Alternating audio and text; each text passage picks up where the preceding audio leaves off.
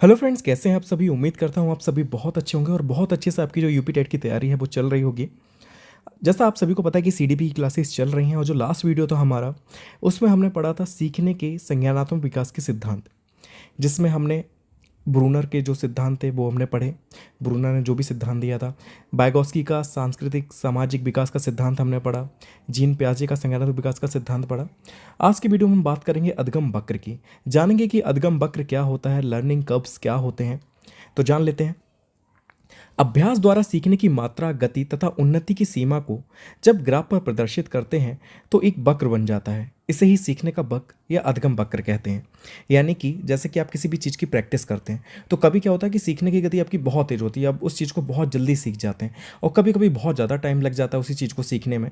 तो जब यही सीखने की जो मात्रा होती है, उसकी जो गति होती है, उसकी जो उन्नति होती है, इसको हम जब ग्राफ द्वारा समझाते हैं कि कब उसकी गति तेज़ थी, कब उसकी गति धीमी थी, तब एक ग्राफ पेपर में जब हम उसे बनाते हैं तो एक वक्र बन जाता है। उसी को हम लोग अधगम वक्र कहते हैं, लर्निंग कर्व्स कहते हैं।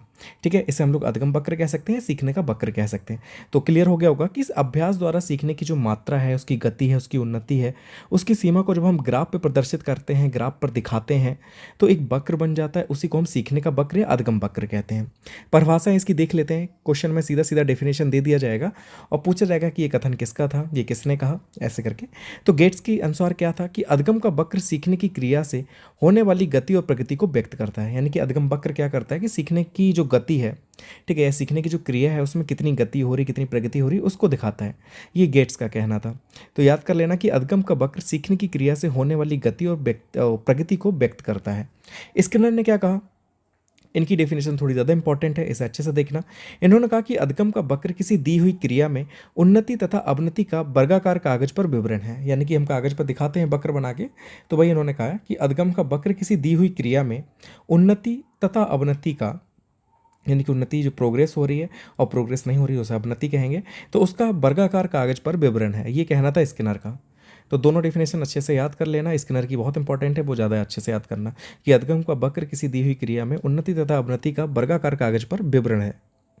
अब हम अधगम के वक्र के प्रकार देख लेते हैं कि अधगम वक्र जो होते हैं वो कितने प्रकार के होते हैं। तो ये मुख्य रूप से 4 प्रकार के होते हैं।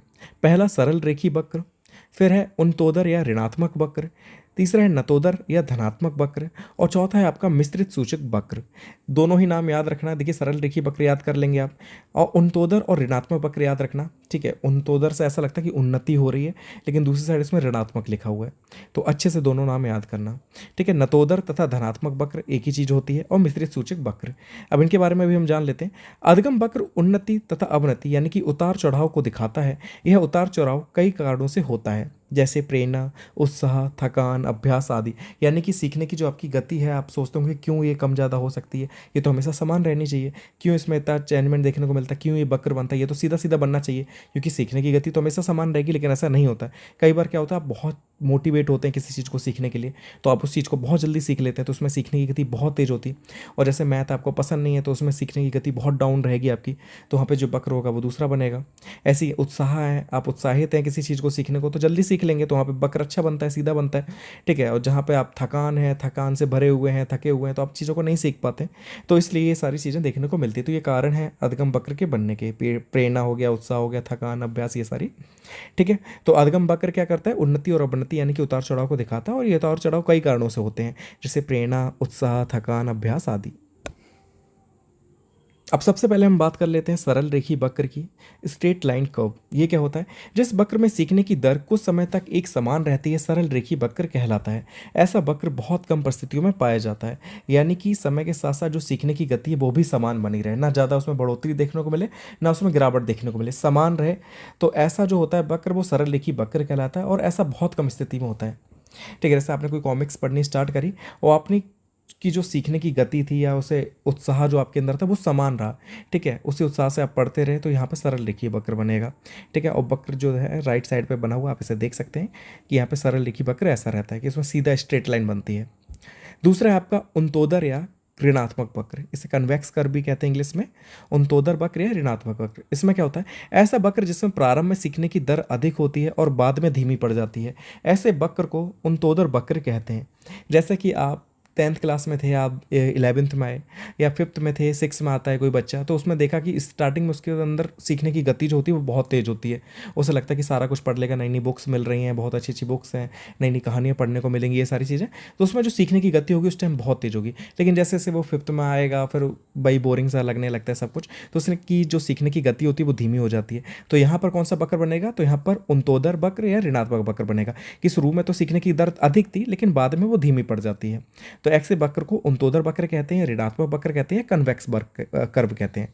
ठीक है, और इसका जो डायग्राम है वो कैसा बनेगा, तो राइट साइड पे आप देख सकते हैं कि स्टार्टिंग में सीधा बन रहा था लेकिन बाद में धीमी गति होगी तो उसे नीचे की साइड ढलान हो गया उसमें। ठीक है, तो ऐसे याद रख लेना। तीसरा था नतोदर या धनात्मक वक्र, जिसे हम लोग कनकेव कर्व भी कहते हैं इंग्लिश में। ऐसा वक्र जिसमें प्रारंभ में सीखने की दर में कमी होती है और बाद में प्रगति होती है, ऐसे वक्र को नतोदर वक्र कहते हैं। ये कब देखने को मिल सकता है, जैसे मान लिया कोई सब्जेक्ट आपको नहीं क्लियर हो रहा था, आपको समझ में नहीं आ रहा था, आपने क्या की उसकी कोचिंग लगा ली। अब आप उसके बाद कोचिंग लगा ली तो आपको थोड़ा सा उसमें हिंट मिलेगी कैसे पढ़ना क्या है, ये सारी चीज़ें आइडिया मिल गया उसका। फिर जब स्कूल में वो सब्जेक्ट पढ़ाया जाता है तो आपने देखा होगा शुरू में तो आपका जो गति था वो कम था, लेकिन जैसे कोचिंग लगे उसके बाद उसकी गति आपकी बढ़ जाएगी क्योंकि आप चीज़ें आपको क्लियर होने लगी हैं, समझ में आने लगा है। तो वहाँ पर आपका नतोदर या धनात्मक वक्र बनेगा। ठीक है, क्योंकि इसमें शुरुआत में कैसी थी, सीखने की दर कम थी लेकिन बाद में इसमें प्रगति होती है, तो यहाँ पर नतोदर वक्र बनता है। ठीक है, कनकेव कर्व बनता है। फिर जो चौथा है आपका वो है आपका मिश्रित सूचक वक्र यानी कि कॉम्बिनेशन कर्व। इसमें क्या होता है, इसमें सीखने की गति प्रारंभ में धीमी फिर तेज पुनः धीमी हो जाती है, इसे मिश्रित वक्र कहते हैं। यानी कि जिसमें आपकी सीखने की जो गति है वो कभी कम हो जा रही है, कभी ज़्यादा हो जा रही है, फिर कम हो जा रही है, फिर ज़्यादा हो जा रही है। तो यहाँ पर जो वक्र बनेगा वो मिश्रित सूचक वक्र कहलाएगा या कॉम्बिनेशन कर्व कहलाएगा। ठीक है, डायग्राम में आप देख सकते हैं राइट साइड पर कि पहले तेजी थी फिर कमी हो धीमे हो गया, फिर तेज हुई फिर धीमे हो गया, तो यहाँ पर सांप की तरीके का बनता है ये कर्व। ठीक है, तो जितने भी कर्व थे हमने पढ़ लिए सारे। तो सीखने का वक्र जो है आपको क्लियर हो गया होगा। अब हम जान लेते हैं सीखने का पठार किसे कहते हैं। सीखने का पठार बहुत ही इंपॉर्टेंट चीज़ है, इसे हम जान लेते हैं। सीखते समय अचानक सीखने की गति का धीमा पड़ जाना या रुक जाना सीखने में पठार कहलाता है। आपने पठार देखा होगा। ठीक है, पठार आपने देखा होगा कि शुरुआत में आपको देखने को मिलता है कि वो ऊपर जा रहा है, ठीक है, ऊंचाई पे जा रहा है, फिर एकदम फ्लैट हो जाता है और फिर वो नीचे की साइड आ जाता है। आपने ऐसे ही देखा होगा, पठार ऐसे ही होता है कि ऊपर फ्लैट होता है और नीचे नीचे ऊंचाई होती है साइड साइड में। तो सीखने का पठार किसे कहेंगे हम लोग, तो सीखते समय अचानक सीखने की जो गति होती है वो या तो कम हो जाती है या बिल्कुल ना के बराबर हो जाती है, बिल्कुल धीमे पड़ जाती है, रुक जाती है, तो इसे हम लोग सीखने में पठार कहते हैं। ठीक है, क्या कहेंगे, सीखने में पठार कहेंगे। रॉस ने क्या कहा इसके बारे में, तो रॉस ने क्या कहा कि सीखने की प्रक्रिया की प्रमुख विशेषता पठार है, यह उस विशेष अवधि को बताता है जब सीखने की प्रक्रिया में कोई प्रगति नहीं होती। तो रॉस ने यही कहा कि जो पठार है वो क्या चीज़ दिखाता है, तो वो सीखने की प्रक्रिया की एक प्रमुख विशेषता है पठार, और ये उस अवधि को दिखाएगा, उस समय को दिखाएगा, उस टाइम पीरियड को दिखाएगा जब सीखने की प्रक्रिया में कोई भी चेंजमेंट नहीं होता, कोई भी प्रगति देखने को नहीं मिलती। ठीक है, तो इसे सीखने का पठार कहा है रॉस ने। स्किनर ने क्या कहा कि पठार क्षैतिज प्रसार है जिसमें सीखने की उन्नति का कोई प्रत्यक्ष बोध नहीं होता। यानी कि क्षैतिज प्रसार है और इसमें क्या होता है कि सीखने की जो उन्नति होती है उसमें कोई भी उसका प्रत्यक्ष प्रमाण नहीं मिलता, कोई भी उसमें चेंजमेंट नहीं होता, जैसे सीखने की गति रहती है वो समान रहती है। ठीक है, उसमें चेंजमेंट देखने को नहीं मिलता, तो उसी को इन्होंने सीखने का पठार कहा है। सीखने के पठार बनने के कई सारे कारण हैं, कई सारे पूछ लिए जाते हैं। तो देखिए, पठार क्यों बनेगा, क्यों प्रगति देखने में सीखने में नहीं मिलती है, क्योंकि रुचि में कमी होना, आपकी क्या है कि इंटरेस्ट उस चीज़ में ख़त्म हो गया। जब इंटरेस्ट किसी चीज़ में ख़त्म हो जाएगा तो आप उसमें उन्नति करेंगे ही नहीं। ठीक है, तो ये एक रीज़न हो जाता है। दूसरा, थकान और निराशा हो जाएगा। ठीक है, कि आप बहुत ज़्यादा थक गए हैं चीज़ों से, बहुत निराश हैं किसी चीज़ को, तो आप कोई भी चीज़ जल्दी नहीं सीख पाएंगे, इसलिए पठार बन जाता है। अस्वस्थता, यानी कि आप बीमार हैं, अगर आप बीमार होंगे तो कोई भी चीज़ कितना भी पढ़ लें आप नहीं सीख पाते हैं जल्दी उस चीज़ को। ठीक है, तो वो भी पठार बनने का रीज़न होता है। प्रेरणा का अभाव हो जाएगा कि मोटिवेशन की कमी है आपके अंदर, ये भी सीखने के जो पठार है उसके बनने का कारण हो सकता है। फिर है कि सीखने की अनुचित विधियाँ जो हैं, कि बहुत सारी अनुचित विधियाँ होती हैं, उसकी वजह से भी सीखने का पठार बन जाता है। और कार्यों की जटिलता, कि काम जो है वो बहुत ज़्यादा कठिन है, आप नहीं कर पा रहे हैं, इसलिए भी सीखने में पठार बन जाता है। ठीक है, तो ये कारण है जिसकी वजह से सीखने के पठार बनते हैं। अब है कि पठार को दूर करने के उपाय क्या हैं, तो पठार को दूर करने के कई सारे उपाय होते हैं, वो उपायों को हम देख लेते हैं। तो पहला हो जाएगा कि अधिगम की रोचक तथा सर्वोत्तम विधियाँ प्रयोग की जानी चाहिए। यानी कि सीखने की हम बहुत रोचक विधियाँ यूज़ करेंगे, सर्वोत्तम विधियाँ यूज़ करेंगे तो बच्चों का इंटरेस्ट बढ़ेगा, हम लोगों का इंटरेस्ट बढ़ेगा चीज़ों में, तो हम जल्दी चीज़ों को सीख लेंगे। तो ऐसे हम पठार को खत्म कर सकते हैं। दूसरा है कि अधिगम करने वाले को प्रेरणा और प्रोत्साहन देते रहना चाहिए। मतलब आप बच्चों को सिखा रहे हैं और उनमें कोई प्रोग्रेस आपको देखने को नहीं मिल रही सीखने में, यानी कि पठार बन रहा है, तो आप क्या करें, उन्हें प्रेरणा दें। ठीक है, मोटिवेशन दें, उन्हें प्रोत्साहन दें, वाह वाह बहुत अच्छा कर रहे हो, बहुत अच्छे ऐसे सीख जाओगे ये वो करके, तो बहुत तारीफ करनी चाहिए। तो इससे जो पठार है वो खत्म हो जाएगा। तीसरा कि उपयुक्त वातावरण की व्यवस्था की जाए, ऐसा वातावरण ना हो जहाँ पे शोर शराबा चल रहा हो, पढ़ाई में मन ही ना लगे। आपको एक शांत वातावरण बच्चों को प्रोवाइड करना है, एक ऐसा वातावरण प्रोवाइड करना है जहाँ वो खुद सीखने को तत्पर रहें। ठीक है, तो ऐसे भी आप जो पढ़ा रहे हैं उसे हटा सकते हैं। फिर कि अधिगम करने वाले की व्यक्तिगत भिन्नताओं पर ध्यान दिया जाना चाहिए, क्योंकि सारे बच्चे अलग अलग होते हैं, सबकी जो रिक्वायरमेंट होती है वो अलग अलग होती है। तो आपको जो व्यक्तिगत भिन्नता है उन पर भी ध्यान देना है, उससे भी आप पठार को खत्म कर सकते हैं। फिर कि अधिगम करने वाले की शारीरिक तथा मानसिक जो क्षमता है उसका ध्यान रखना चाहिए।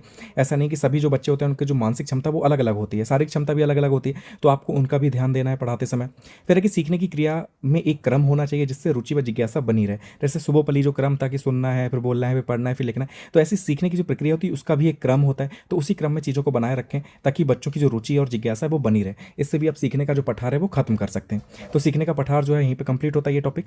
अब जो हमारा नेक्स्ट टॉपिक है वो है आपका अधिगम का स्थानांतरण, यानी कि ट्रांसफर ऑफ लर्निंग। अब ये ट्रांसफर ऑफ लर्निंग क्या होता है वो हम जान लेते हैं। पूर्व में प्राप्त ज्ञान का प्रयोग जब किसी अन्य परिस्थिति में किया जाता है तो उसे अधिगम का अंतरण या स्थानांतरण कहते हैं। देखिए, अधिगम का अंतरण भी लिखा आ सकता है, अधिगम का स्थानांतरण भी लिखा आ सकता है, दोनों सेम ही चीज़ें हैं। यानी कि पहले से आपने कोई चीज़ प्राप्त की, पहले से आपका कोई जो ज्ञान था उसका आपने नई परिस्थिति में यूज़ किया, तो उसी को अधिगम का अंतरण या स्थानांतरण कहते हैं। यानी कि पहले से जो चीज़ आप सीख रखे हैं उसका प्रयोग आप किसी दूसरी जगह पर करते हैं तो उसका वो क्या कहलाएगा, तो वो अधिगम का स्थानांतरण या अंतरण कहलाएगा।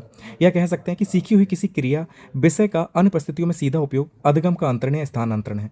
यानी कि पहले से जो भी चीज़ आपने सीख रखी है, जो सब्जेक्ट आपने सीख रखा है, आप उसका किसी अन्य परिस्थितियों में प्रयोग करते हैं तो वो क्या कहलाता है, तो वो अधिगम का अंतरण या स्थानांतरण कहलाता है। देखिए, इसमें एक ही डेफिनेशन दी गई है, वो है कॉल सैनिक के अनुसार। तो कॉल सैनिक के अनुसार ही एक डेफिनेशन है, तो वो उसे अच्छे से पढ़ लेना।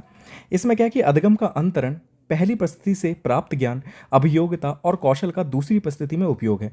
यानी कि आपने एक कंडीशन में चीज़ें सीखी और उसका दूसरी कंडीशन में आपने यूज़ किया। तो वही कॉल सैनिक ने कहा है कि अधिगम का अंतरण क्या कहलाता है कि पहली परिस्थिति से प्राप्त ज्ञान, यानी कि पहली परिस्थिति से आप ज्ञान को प्राप्त कर रहे हैं, अभियोग्यता और कौशल का आप मतलब प्राप्त कर रहे हैं और उसे दूसरी परिस्थिति में उपयोग कर रहे हैं, यही क्या कहलाता है, अधिगम का स्थानांतरण या अंतरण कहलाता है। क्लियर हो गया? कॉल सैनिक ने यही कहा है कि अधिगम का अंतरण पहली परिस्थिति से प्राप्त ज्ञान, अभियोग्यता और कौशल का दूसरी परिस्थिति में उपयोग है। सिंपल सी है, याद कर लेना।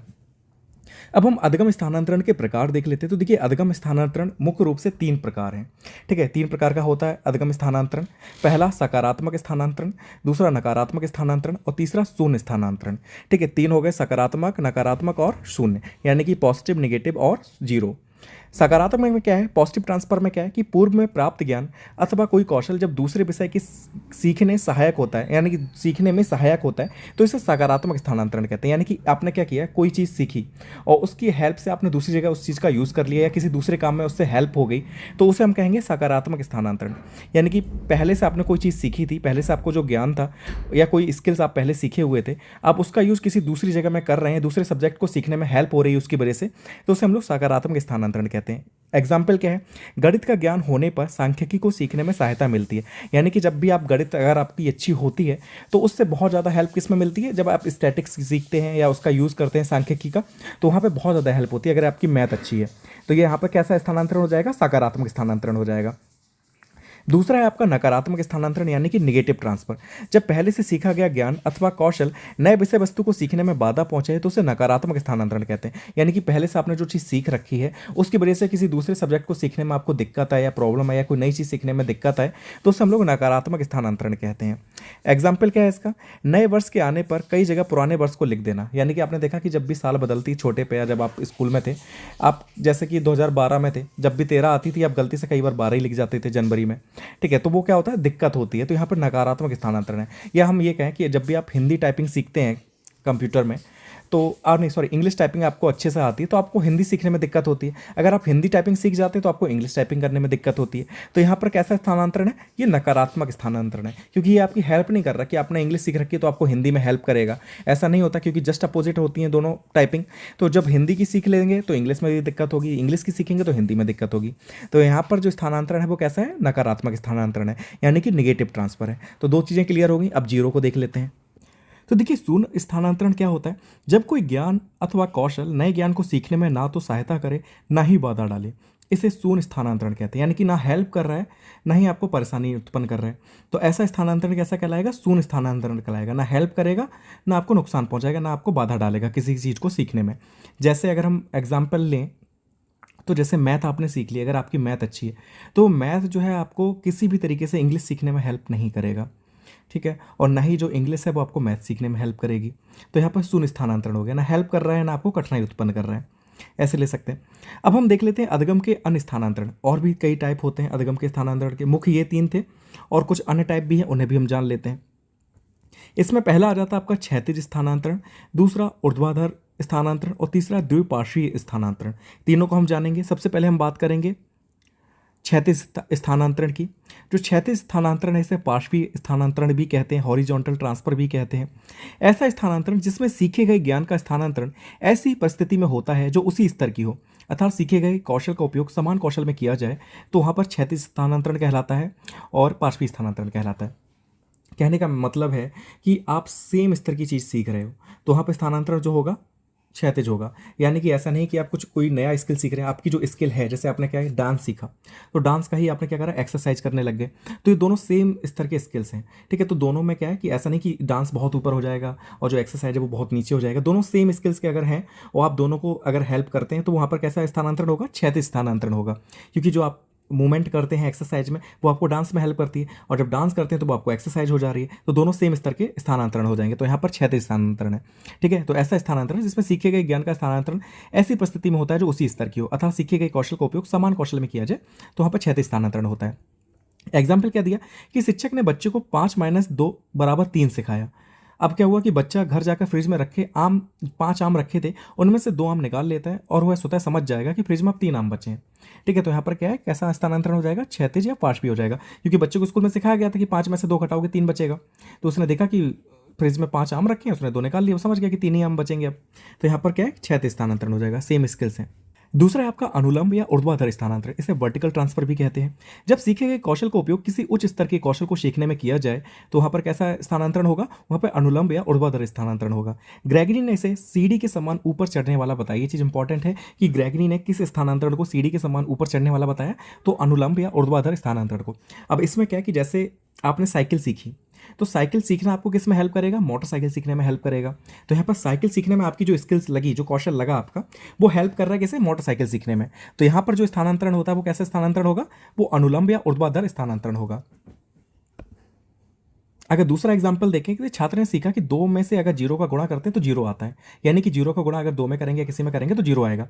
तो छात्र ने उत्तर दिया, आपने दूसरा प्रश्न पूछा कि 348 × 433 × 530 × 100 × 0 तो कितना होगा, तो वो समझ जाएगा कि 0 से गुणा हो रहा है। इसका मतलब है कि 0 का किसी में भी गुणा होगा तो 0 ही आएगा, तो उसने सीधा बता दिया 0।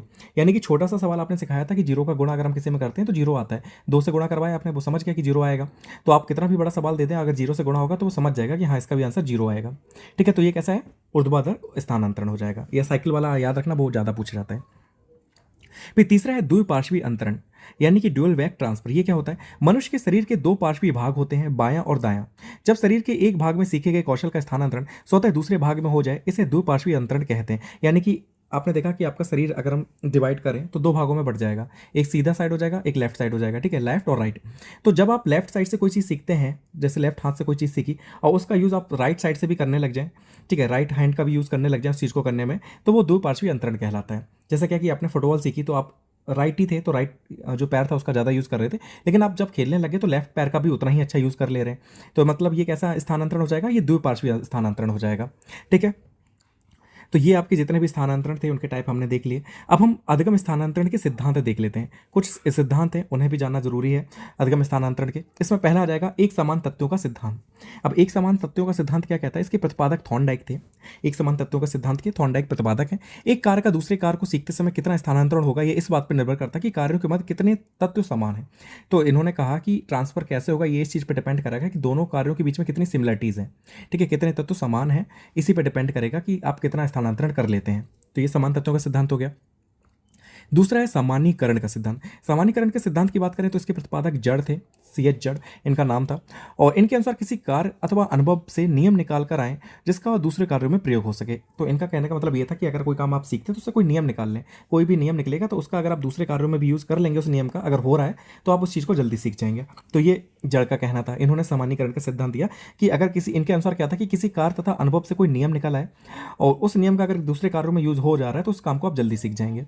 ये इनका कहना था। तीसरा जो सिद्धांत था वो था मानसिक प्रभावों का सिद्धांत। मानसिक प्रभावों का सिद्धांत क्या कहता है? यह सिद्धांत अधिगम स्थानांतरण का सबसे प्राचीन सिद्धांत है, यानी कि सबसे पुराना सिद्धांत यही है अधिगम स्थानांतरण का। इनके अनुसार मन की शक्तियां जैसे कि तर्क, कल्पना आदि शिक्षण द्वारा ही विकसित की जा सकती है। तो मानसिक प्रभावों का सिद्धांत ये कहता है, सबसे प्राचीन है, इनके अनुसार ये था कि जो मन की शक्तियां होती है जैसे तर्क करना, कल्पना करना, ये सारी, तो ये शिक्षण यानी कि टीचिंग के द्वारा ही आप विकसित कर सकते हैं, और उस पर स्थानांतरण जो है वो डिपेंड करेगा। फिर नेक्स्ट है आपका द्वितत्वों का सिद्धांत, ये लास्ट सिद्धांत है इसका। इसके प्रतिपादक स्पेयरमैन थे, आपको नाम याद होगा स्पेयरमैन का, बुद्धि का सिद्धांत दिया था, द्विकारक सिद्धांत इन्होंने, ठीक है, तो स्पेयरमैन वही है ये। इन्होंने बताया कि स्थानांतरण केवल समान योग्यता का होता है, विशिष्ट योग्यता का नहीं होता। विशिष्ट जो तत्व होते हैं, विशिष्ट तत्व के प्रशिक्षण का सामान्य तत्व के प्रशिक्षण पर कोई प्रभाव नहीं पड़ता। तो आपको पता कि दो फैक्टर इन्होंने दिए थे, स्पेशल फैक्टर और जनरल फैक्टर, ठीक है, जो बताए थे इन्होंने, जीएस फैक्टर, तो स्पेयरमैन नहीं दिया था। और इन्होंने बताया था कि स्थानांतरण आप जो कर रहे हैं वो सामान्य योग्यता जो होती है उसका आप कर सकते हैं, लेकिन सोचें विशिष्ट योग्यता का भी आप ट्रांसफर कर लेंगे तो वो नहीं होगा। इनका ये कहना था कि विशिष्ट तत्व के जो प्रशिक्षण का जो समान तत्व के प्रशिक्षण पर कोई भी प्रभाव नहीं पड़ता। तो ये जो थे सिद्धांत, ये 4 सिद्धांत है अधिगम स्थानांतरण के। इनके बस नाम याद रखना और किसने दिया वो याद रख लेना, अंदर इतना इंपॉर्टेंट नहीं है, ठीक है। लेकिन अधिगम का पठार अच्छे से पढ़ना और अधिगम वक्र जो है उसे अच्छे से पढ़ लेना। तो ये टॉपिक आपका यहीं पे कंप्लीट होता है। नेक्स्ट टॉपिक में हम मिलेंगे अभिप्रेरणा के साथ, यानी कि मोटिवेशन जो नेक्स्ट आपका टॉपिक है उसे हम देखेंगे। अधिगम जो टॉपिक है वो यहाँ पे कंप्लीट हो जाता है। तो मिलते हैं नेक्स्ट टॉपिक में, तब तक तैयारी करते रहिए। नेक्स्ट वीडियो में मिलेंगे हम लोग। Thank you so much for watching this video.